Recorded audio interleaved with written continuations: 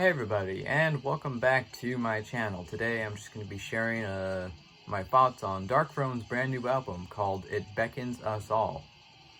I don't think I need to explain who Darkthrone are. They are one of the pioneers of the second wave of black metal, one of the legendary bands to come out of the Norwegian black metal scene. And for me personally, they were a huge gateway band for me in terms of getting into black metal. I started with Bathory. Bathory was the first black metal band I got into, and then the second one I got into was Darkthrone. So Darkthrone do hold a special place in my heart because they were my first ever, or my second black metal band, my first ever second wave black metal band. And yeah, this new album, what's up with it? So, going into it, I didn't quite know what to expect because with Darkthrone you obviously get quite a wide variety of sounds. If you hear this music in the background now, we're listening to their very first album, Soulside Journey, which is a death metal album. There's almost no black metal elements to it. But then they switched over to black metal, and then they've done a wide variety of things. They've done kind of blackened punk, they've done blackened roll, they've done blackened heavy metal, they've experimented with just putting out a straightforward heavy metal kind of thrash album. They've experimented with blackened doom.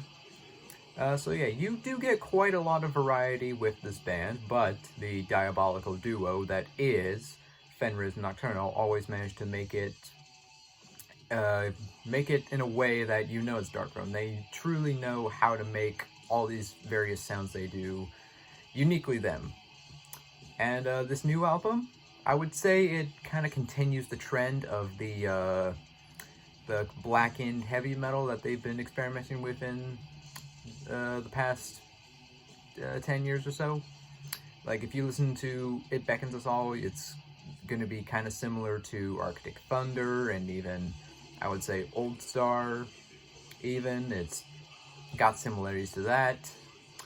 There's definitely, if you listen to some, there's a lot of nods to classic heavy metal. There's definitely nods to some Iron Maiden. I even heard Seraph Ungle. There's actually quite a bit, I think, of Seraph Ungle on this album. I also even hear possibly little bits of Manila Road also thrown in there. But kind of the big one that really stands out to me, the main band that you're probably going to hear in this album, I heard, at least the one I heard a lot, is Celtic Frost. I'm a Celtic Frost fan, so I really like that, and this isn't the first time that they've really paid kind of homage to Celtic Frost and worn their influences on their sleeve. If I had to liken this album to other albums in Darkthrone's catalog, Panzerfaust comes up a lot because Panzerfaust was kind of an homage to first wave black metal bands like Celtic Frost and Bathory.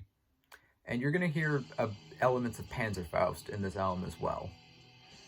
The atmosphere is just what you want in a Darkthrone album.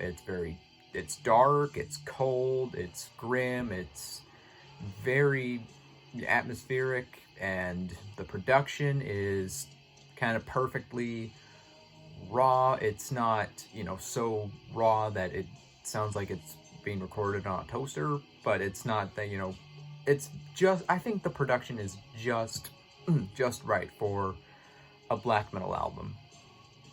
It's not a particularly long album, it's only 43 minutes, and it has 7 songs, which I think the length of this album is perfect.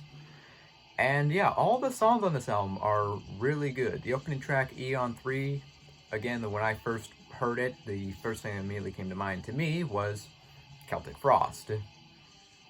And that continued throughout the album, and some other songs I thought were really good on this album. I thought Black Dawn Affiliation was really good. The Heavy Hand was kind of brought in the doom elements a bit, and I think you can really hear kind of the Candlemassy, Seraph Ungle influence on that song in particular. The Bird People of Nordland was also a killer track. I really dug the last track on this album, the Lost Pines, The Lost Planet, which is this kind of big, cool 10-minute epic, which again, it's a lot of trad metal influences, but it's also kind of doomy, which I really dig because I'm a massive doom metal fan. The riffs are all fantastic. The vocals are good as well. Part of the Celtic Frost influence really, I think, comes from the vocals, both Nocturno, who sings on tracks 1 through 4, and Fenriz, who sings on tracks 5 through 7. They both kind of take on a very kind of Tom Warrior-esque, very gruff, like, delivery. You know it. You know what Tom Warrior sounds like. So yeah, I don't have much else to say about this album. The riffs are all fantastic, the atmosphere is perfect, love the production, the songwriting is incredible. Darkthrone are obviously, they've earned their place in black metal history, in heavy metal history in general. They're legendary, and I absolutely adore them, and I really, really, really, really dig this album. If you're a Darkthrone fan, if you've been a Darkthrone fan forever, if you're a fan of their later period, if you're a fan of Arctic Thunder and Old Star and kind of the blackened heavy metal era of Darkthrone, you're going to really dig this album. If I have to give it a rating out of 5, I would give it somewhere between a 4 and a 4.5.